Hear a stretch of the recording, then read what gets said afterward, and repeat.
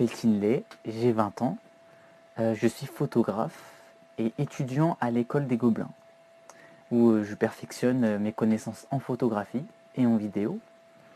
J'ai commencé la photo lors de ma seconde troisième, parce que j'ai redoublé. C'était compliqué pour moi au collège, j'aimais pas trop l'école, donc voilà, on a essayé de s'orienter vers autre chose que le général, et c'est grâce à mon deuxième stage de troisième où j'ai fait un stage dans un studio de location et j'ai pu toucher au matériel photo et tout ça, ça m'a donné envie de, je sais pas, pour moi c'était comme des jouets et j'avais envie d'approfondir ça, ces connaissances. Du coup, je me suis lancé dans le bac pro photo et à partir de là, la première année, j'ai adoré et j'ai découvert une nouvelle passion qui est la photographie. Et du coup, maintenant, j'espère, ça sera mon futur métier. Je fais tout pour, en tout cas.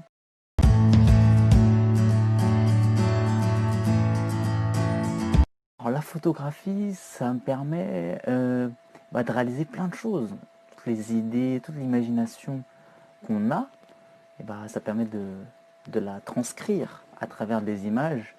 Et ça, c'est juste génial. Moi, j'adore. En tout cas, c'est un peu pour ça que je fais de la photo.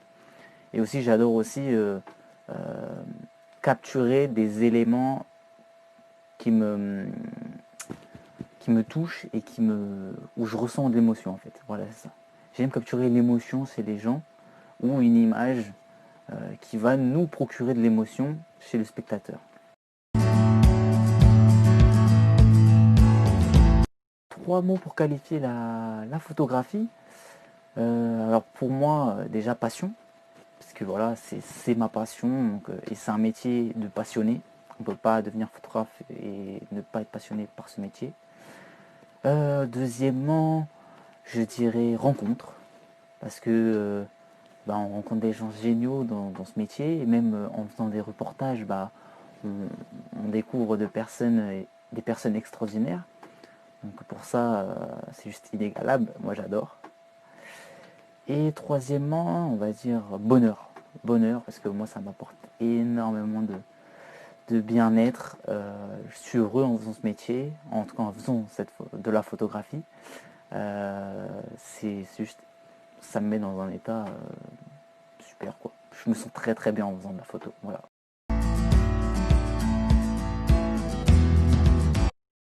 Des conseils pour faire de la photo.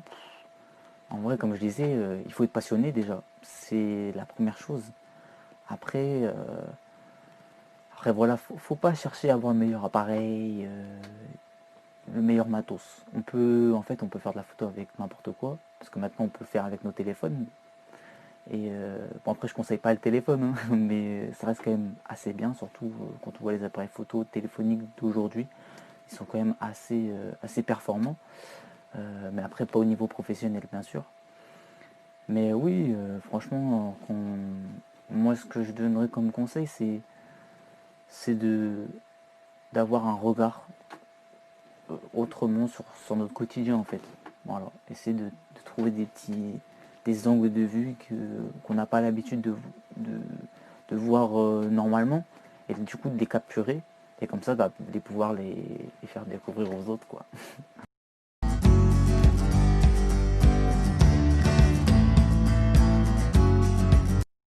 Alors j'ai réalisé un bac pro photo, mais après pour le Gobelin, on n'est pas obligé d'avoir ce bagage-là. Je pense que, comme je disais, il faut être passionné et du coup avoir une grosse connaissance euh, de la photographie, aussi un peu de la technique. Après ça, on l'apprend au Gobelin. Mais on va dire avec le bac pro, on a la technique en plus. Parce que si on sort de bac généraux, c'est plus compliqué. C'est plus compliqué, mais c'est possible. Parce que voilà, si tu es passionné, si tu as envie, si tu t'intéresses à la photo, voilà, c'est fort possible de rentrer au web. En tout cas, j'ai des exemples dans ma promo, donc voilà, on n'est pas obligé. Après, il y en a qui font le bac pro, puis un BTS, et après ils arrivent au Gobelin. Donc eux ils ont pris le chemin le plus long, mais là-dedans, il y en a. Là, ils connaissent très très bien la photo, et maintenant, en tout cas en première année, ils ont un avantage sur plusieurs personnes. ça c'est sûr.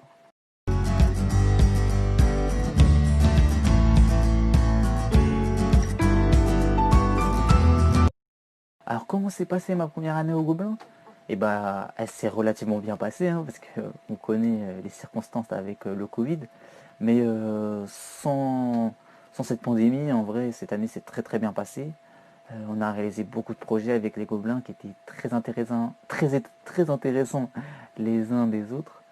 Mais j'en retiens un plus particulièrement qui est celui où en fait on a fait un mois avec un photographe qui s'appelait Denis Félix, qui est un grand photographe de la chambre.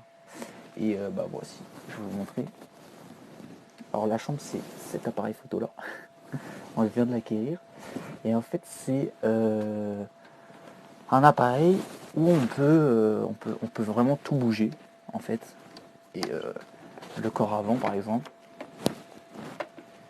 ou le corps arrière aussi. Et on peut faire des bascules. Hop là. Tac. Voilà, c'est un peu en accordéon en fait. Mais en fait, grâce à ce soufflet, on peut avoir une gestion du flou, mais juste magnifique. C'est juste somptueux. Alors moi, c'est mon appareil photo préféré, même s'il date. Parce que la chambre, c'est un des tout premiers appareils photo, hein. Mais voilà, pour moi, c'est la base. C'est la base de la photo, c'est la chambre. Et pour moi, c'est un des plus beaux rendus photographiques qui existent. Et d'ailleurs, avec ce cours-là, après on allait en labo et on faisait nos propres tirages de nos portraits. Alors, il y a celui-ci, après, on voit pas énormément, mais voilà, ça donne ça. Donc voilà, en fait, il y a tellement de connaissances, on apprend beaucoup de choses. Et là, ce que j'ai adoré avec cet atelier, c'est qu'on prend la photo et après avoir pris la photo, on va en labo, on la développe et après on fait le tirage. Et ça, c'est juste magique. Parce que d'avoir le rendu, de voir enfin sa photo tirée sur papier, c'est pas pareil que de la voir sur un écran numérique. Et parce que sur l'écran numérique, bah, il y a les LED qui, on a l'impression qu'il y a beaucoup de couleurs, mais après quand on le tire, c'est différent. Donc après, il y a une technique à avoir. Et après, avec le noir et blanc, c'est pareil. C'est, voilà, il y a des techniques de tirage à avoir et c'est important de les connaître. Comme ça, bah, même si plus tard on ne sera pas tireur, donc on veut être photographe, bah, au moins on saura discuter avec le tireur parce qu'on sait ce qu'il fait, quoi. On n'est pas en mode je sais pas comment ça marche, fais-moi ci et voilà. Donc non, ça c'est bien. C'est une connaissance à avoir et ça a été quand même, je pense, le, le la meilleure période des Gobelins. C'était ce stage-là à la chambre avec le photographe Denis Félix et le tireur Ricardo Moreno. Voilà.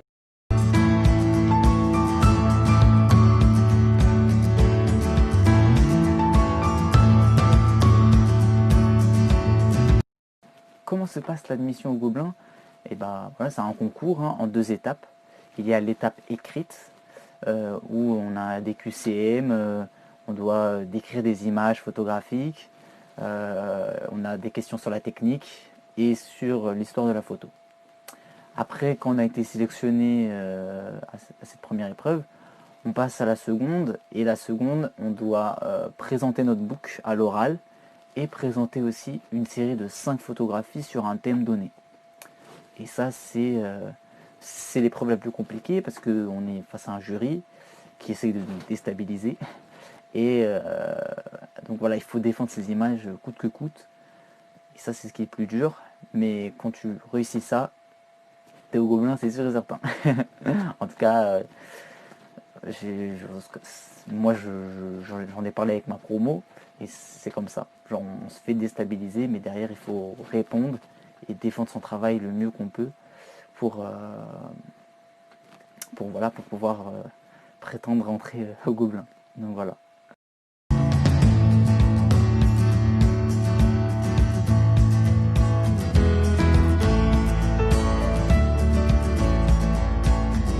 Des conseils pour les gens qui veulent rentrer au Gobelin? Et bah déjà, il faut une bonne connaissance en photographie, je pense, c'est le minimum. Et après, il faut être soi-même, surtout pour l'oral, parce que c'est l'épreuve la plus compliquée. et, et voilà, ne pas se laisser déstabiliser et montrer tout son potentiel, toute sa passion et pourquoi on veut faire cette école.